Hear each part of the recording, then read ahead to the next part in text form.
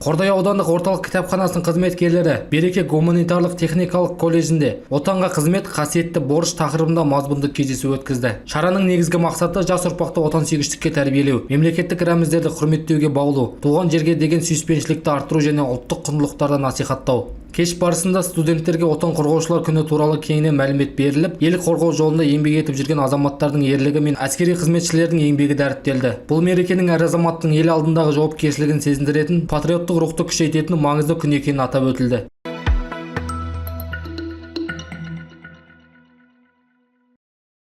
Қазақстанның ұлттық құрама командасы Балқан математикалық олимпиадасында бақ сынайды. Аталған халықаралық білім додасы 2026 жылдың 3-8 мамыр аралығында Грекияның Салонки қаласында өтеді. Байқауға 25 мемлекеттен 150-ден астам оқушы қатысады деп күтілуде. Олимпиаданың негізгі мақсаты оқушылардың математикалық қабілетін дамыту, ғылыми ойлау деңгейін арттыру және қатысушы елдер арасындағы академиялық байланысты нығайту. Жарысқа Балқан өңірінде бірқатар мемлекеттермен қатар қонақ ел ретінде өзге де елдердің үздік оқушылары қатысады. Қазақстан құрамасы бұл беделді олимпиадаға тұрақты түрде қатысып, халықаралық деңгейдегі жақсы нәтижелер көрсетіп келеді.